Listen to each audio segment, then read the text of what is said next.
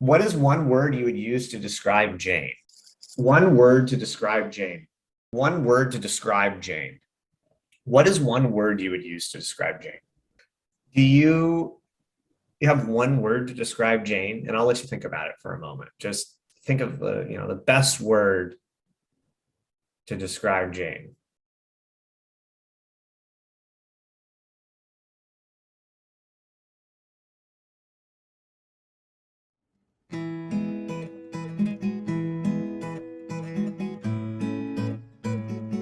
I'm Matt, and I'm Jane's oldest brother. I'm Jane's, one of Jane's older brothers. I'm Mike. So I'm Caroline, and I'm Jane's older sister.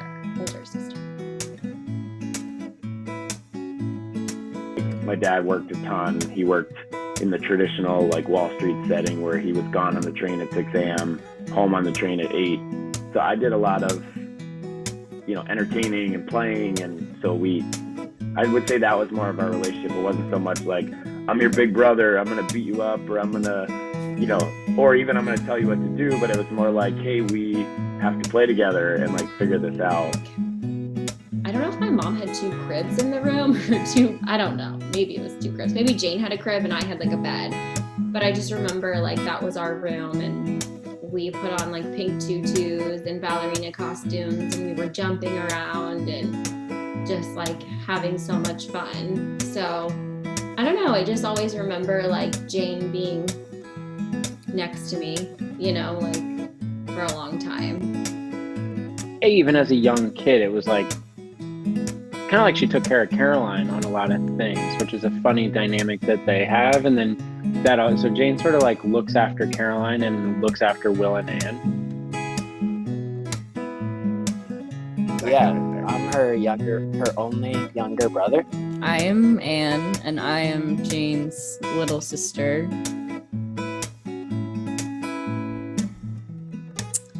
I think the best way to put it was I was always I wanted to be exactly like Jane. Jane was good at art, so I wanted to be good at art, or Jane liked whatever she liked at the time, and I was that's so cool. I want to do that. Yeah, Jane was always the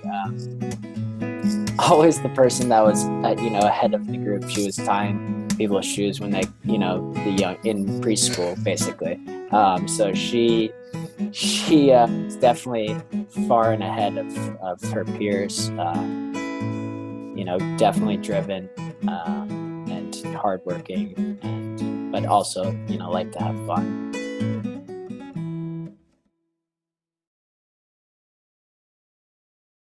What did Jane act like with you and the rest of the people in the family? What kind of role did she assume?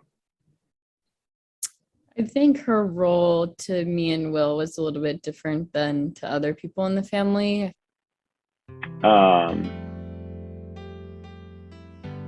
Yeah, I would say she's the type of person that would stand in front of a TV for an hour to get what she wants, if that's what it took to make it happen. Or she was the type of person that can sort of cut you down with a stare if she needed to make a point. And I think those are skills that as a sibling can sometimes be oh gosh, but I think in her life are really good skills, especially for someone who is really intelligent and really caring and thoughtful, and finding ways to make sure that people take you seriously and pay, she's really good at advocating for herself. What she's when something needs to be done, she's the person that people lean on. When there's a task, or she's very accountable, and I think that's what everyone in our family views Jane as, someone as accountable and a doer, and I think that is really important role to play in a family. There are many instances of her ensuring that the needs of Anne, if Anne wasn't feeling well, or Will was off kilter about something, or Caroline wasn't feeling well, or something like that, those are the instances I reflect on. It's being at a restaurant and Jane knew that we needed to change the circumstance for somebody and make sure the group was made aware, make sure that somebody had to leave to go to a hotel, somebody had to like get the car, so it's sort of the like pairing dynamic of it, less the like the logistical stuff. It's like less the physical logistics and more the like, what are the human logistics? What are the moving pieces and what like inevitably breaks down, and then how do you troubleshoot? And so I think she's a good troubleshooter, right? I like had a lot of trouble sleeping growing up. I like was notoriously, I would just not go to bed, like it was an issue, but I would go into her room probably when I was like in elementary school, and she must have been like middle school age, but she would like write up all these quizzes related to Arthur books. Like there were some Arthur books, I guess, like in either my room or her room. And so I would either probably, I don't remember exactly, bring them to her or she had them, but then she would write up quizzes and be like, what's the moral of this story? Or what's the, but she would also ask like comprehension questions, but I always think that's a funny illustration of like, she was taking care of me, but in a way that was like funny and like engaging, and I feel like I don't know, I just learned a lot from it growing up. Yeah, I mean, Jane like has such a big like love and big heart for her nieces and nephews, and like always has, and like I think they just like them just existing and her being around them just lights her up. I mean, you can see it. She just like, they bring her so much joy and so much love and like humor. And her relationship with Ella has been really special, like for me to watch, because, she's Jane's my sister, and I think I've always envisioned, like my children being close with Jane, kind of like being a second mom to them, and like, so it's been really nice to see and like witness. And I think sometimes Ella gets confused because we have similar like mannerisms, or sometimes our voices can sound the same. So it's cute, like when they are together, and Ella just loves her.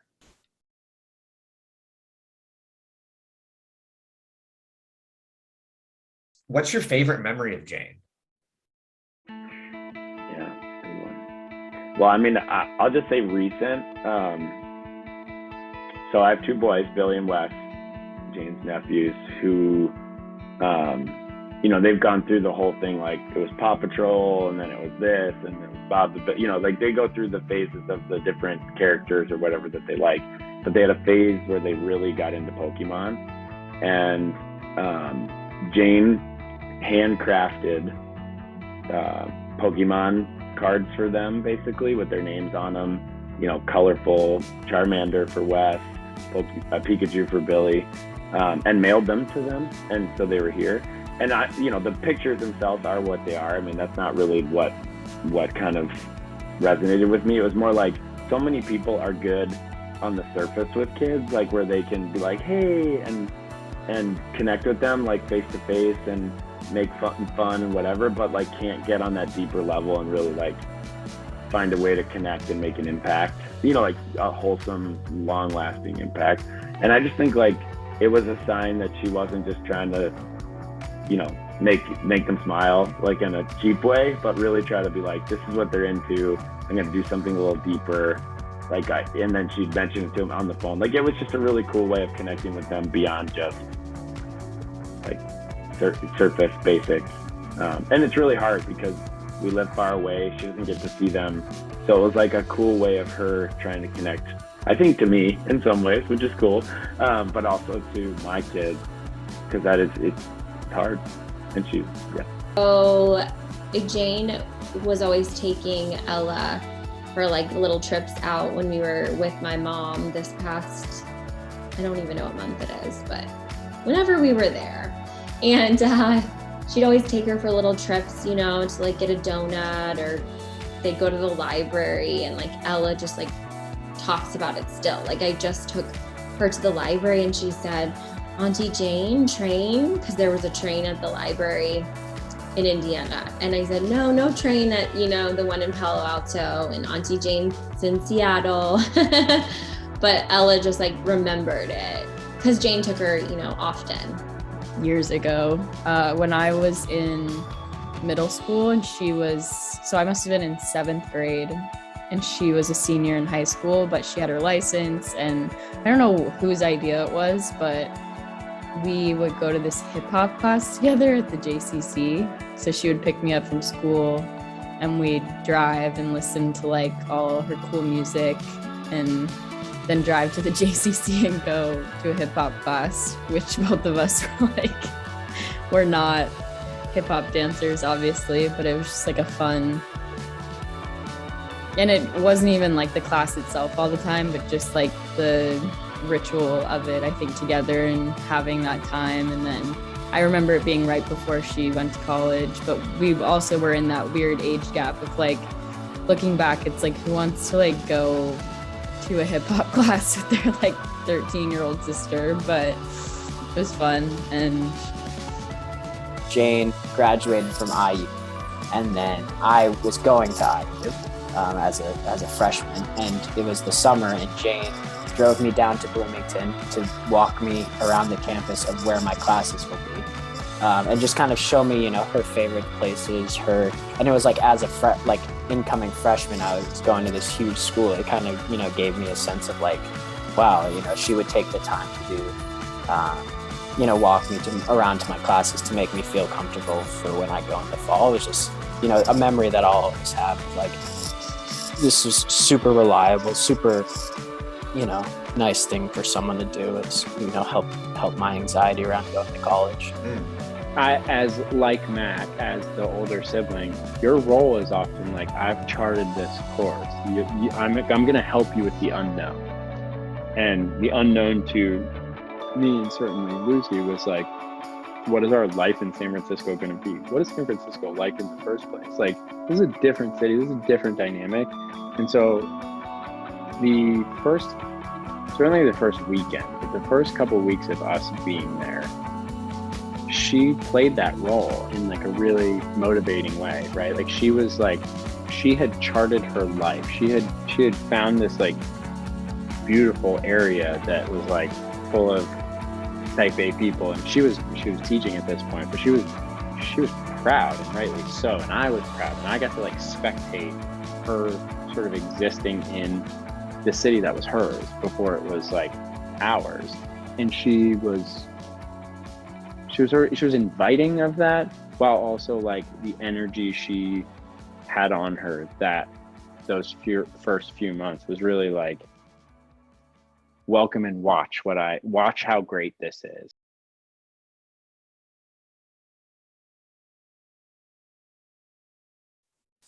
And she was also an educator too. She taught in Oakland.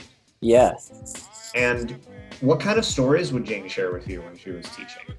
I'm going a bit off script here. No, all good. I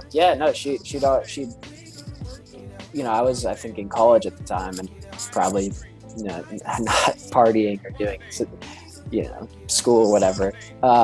And it's just like hearing the stories that she would say, like, of her kids and like their background and stuff like that. I actually got a chance to visit, and it was just kind of eye-opening to see like my sister from Indiana is out in Oakland, California, in like a rural, like, or inner city school, like, and they were like asking me questions. It was just like, it was kind of a unique experience, just because like it was not like anything I had ever done or experienced before. Like, it was such a shocking experience for me, like, personally. So I remember just being like super impressed with Jane, that she was doing that every day, and that like she was like going to that building and like interacting with those kids, and like I was just so impressed by her.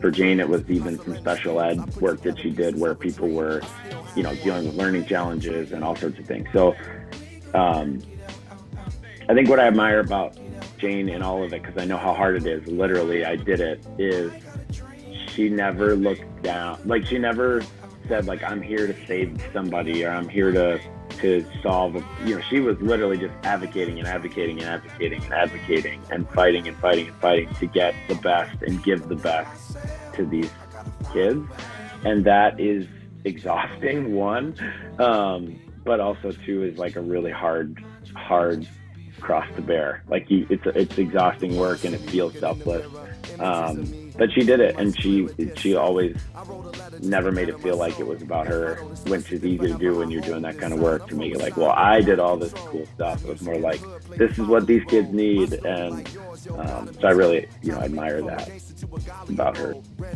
Special ed was the catch-all for anybody who was a nuisance to anybody in an already challenging environment to learn and be educated, and that's where Jane was. So it wasn't like Jane's teaching experience wasn't just like, I worked in an underfunded school in Oakland. It was like, I worked in an underfunded school in Oakland, and I dealt with the people that like no one wanted to deal with, and so her teaching experience was all about like trying to make people not special ed, like who were not, and then people who were, try to give them a fighting chance in their environment. And so I think like it's a very suited role for Jane in that, or was a very suited role for Jane in that way, which is like, you have to be so strong and so kind at the same time. There was a whole thing, I think one of the years, about like the school board and her going in to like fight for, I don't know. I don't want to tell it because I don't know it as well, but they were like making her sign off on students as needing resources that didn't, and it was to increase funding in the school. And so it was like, Jane is principled and also like, wait, I'm not going to participate in some sort of lie and some sort of scheme. Most people would see like there was a problem in the system and just be like, oh, okay, like that's okay, that's fine. Like there's plenty of teachers that have been doing that, just like, passing people and, just not actually going to the root of the problem, but she went to the root of the problem and wanted to fix something. And so again, I think that goes back to just her, grit actually, and passion for the things she does. I remember watching it live on video, and yeah, I just remember feeling so proud of her for like speaking up, and like she had all those people behind her supporting her, and like it was really cool to see. It's a perfect example of like she put her armor on, she gathered people around her that needed armor, and she said, we're gonna change something, or try to. Hi, my name is Jane Horgan, and I'm a special education teacher in the district. I have a very important question to ask the board and the community. As a leader, when I observe illegal action at my school site, how should I speak up?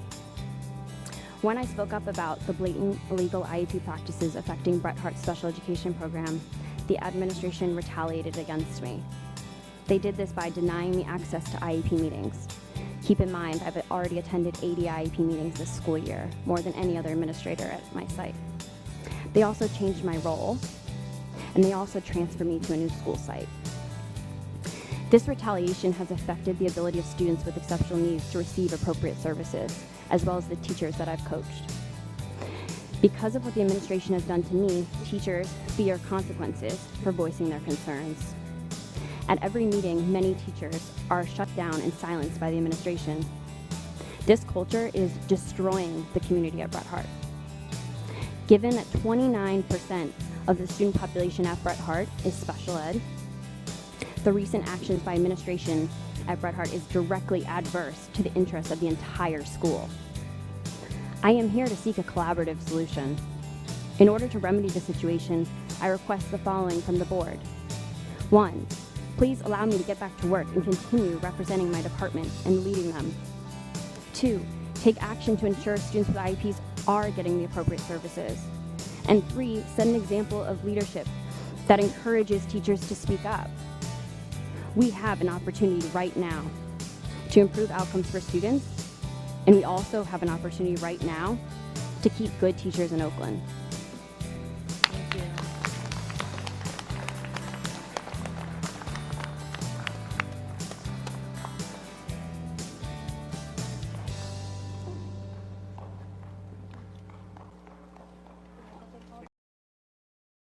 What do you appreciate the most about Jane? I appreciate how like big her heart is. I think she has like a really, really big heart. And I think, like I've said to her before, and she knows this, like, I'm like, you have like a hard shell around you sometimes. And like, sometimes it can be a little bit prickly to like get in there. But like, once you're in there, like, you know, you can have like just some of the best like laughs and moments with Jane, because her heart is so big, and like she can just really like show that, and she can show how much, you know, she cares about you, and so I think like, yeah, I'm always trying to like get that out of her. Freudenfreud. You should look that word up, but that's what I feel for Jane on like her, whenever she really eclipses what I'm doing or what. That's the word. I love that. But it's like, we don't have a word in our language that's like this, but the gist is, it's like to feel great about somebody else's success in sort of a pure way, right? Like their success is joy for you.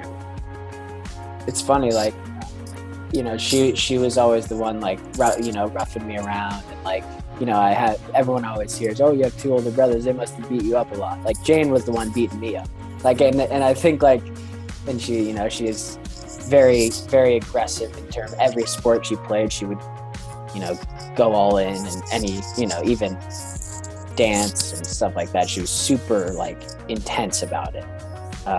And I think it was like really cool for me to see, because it was like, whoa, like someone can be this intense about something, like really be driven, like I said earlier, like very driven and intense, which is like really good, I think.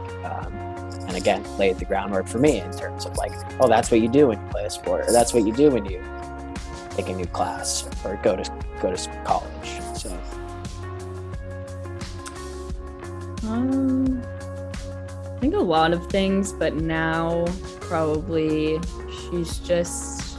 she wants to live her life very true to herself and her feelings, and I think that's an admirable like intention and purpose to set for your life and yourself, and it's something that I look up to. And yeah, I appreciate it also being in a relationship with someone that has that intention, and like, yeah, I think that most of all now. She's a insightful, forceful. If you need to affirm that what you're feeling is right and that you should fight for it, Jane is the one you want to be on the phone with, because she will get you ready for battle. She will help you put your armor on. She'll help you put the sharpest sword in your whatever, and she'll send you in. And like, that's not something that everyone can do. Like, I'm probably the opposite type of mentor, where I'm going to diffuse. And Jane is like, no, go get what you need and what you want, and that's just like a super cool, like, hype woman status that I know she does that for Will and Anne in a big way. What advice do you have for Jane in this phase in her life? You know, she's in like a phase, like she's gonna be 30, and I think she's in like a really cool phase of her life. Like, she's about to go to Europe, and my advice to her is to live it up. Like, have so much fun and enjoy just,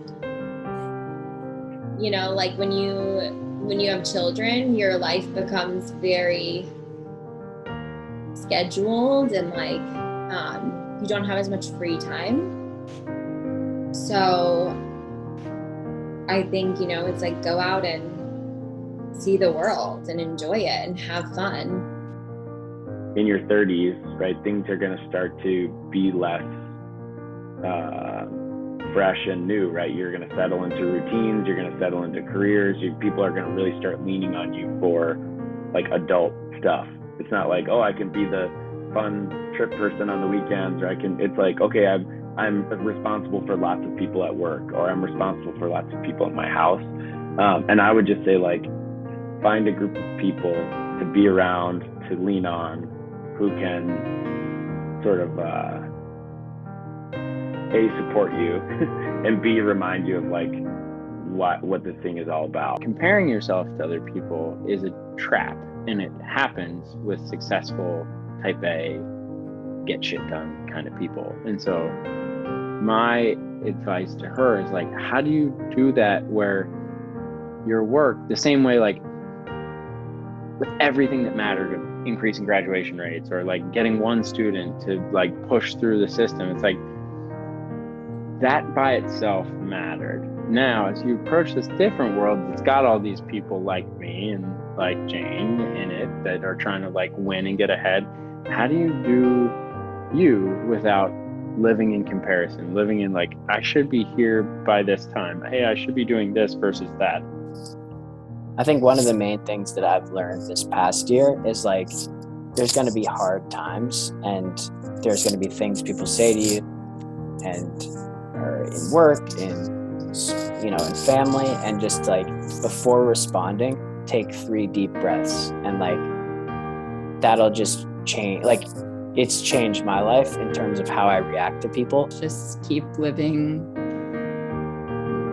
I think she should keep living her truth and her life authentically and honestly, and yeah, be true to her feelings and believe in herself. She's very smart, very kind, very great. So I just hope she keeps that at the center of everything, because it's what matters. Jane, live, laugh, and love. What do you want to say to Jane here at the end of this that we didn't talk about, or just something you want her to know? Happy birthday. I'm so lucky that you're my sister and that I get to live life with you. And yeah, I'm 30 to 100. I'm just ready for it all. So Now's the time to all the people you surround yourself with, like get some roots planted, right? Get some strength, get some foundation. So Super, super proud of everything that Jane has done. She's incredible.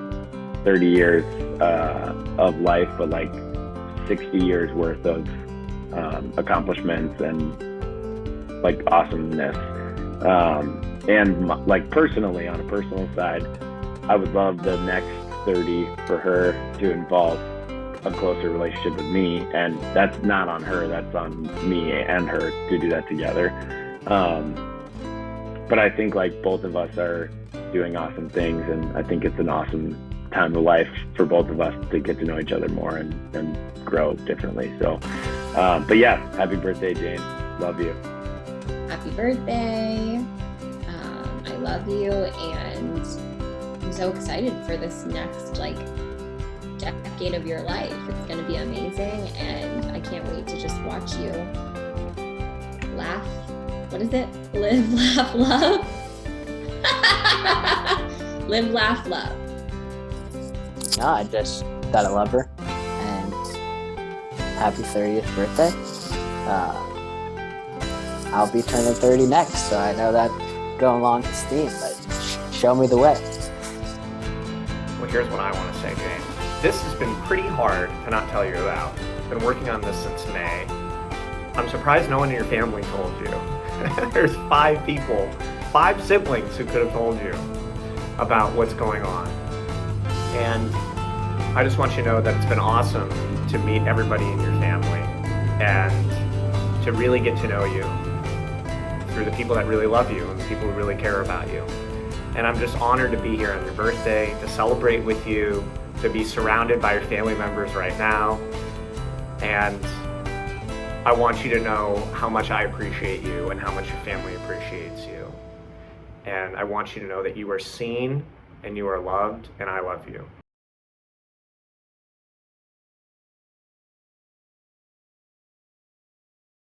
What is one word you would use to describe Jane?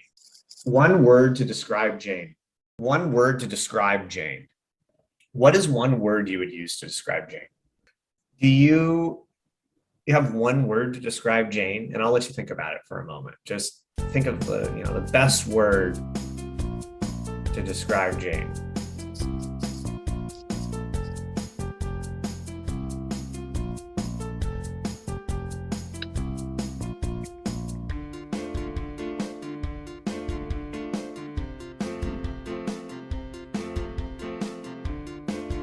It's a tough one.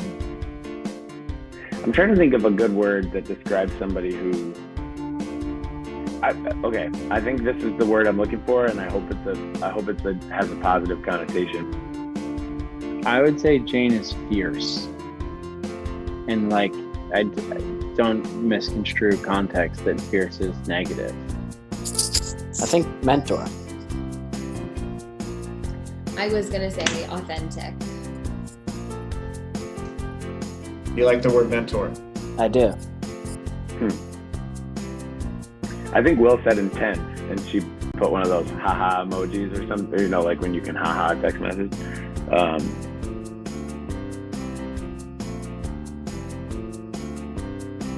Yeah. I'm trying to find a word for it, but not just like mentor seems too like worky. Fierce is the tenacity parts. Fierce is like Convicted is stuck in my head, and not like convicted criminal, like convicted. I believe something, and I feel so strongly about it that I'm going to fight for it, advocate for it, be for it, live it, etc. Very altruistic. Like she's It's more like role model, but that's 2 words. I think she's just like very authentic in all situations that she's in. Like she could be like in a room, full of like doctors and be who she is. Like she could be in a room full of, kids who have nothing and be who she is. And like that's, I just think is something really cool about her. She let me kind of do, find my own way, but kind of was the guardrails for it, I think, and just genuine, but I feel like altruistic kind of encompasses more than just being genuine. I bet she can be gentle, but that's not her presence in the world. I think you can be fierce and gentle at the same time, but I think of Jane more as like, that's what I admire about her. Fierce. She's like, you don't look at Jane and expect her to not be in the ring. It's the tenacity, but it's like, yeah, that's what I think. What did other people say? Maternal, motherly, Intense.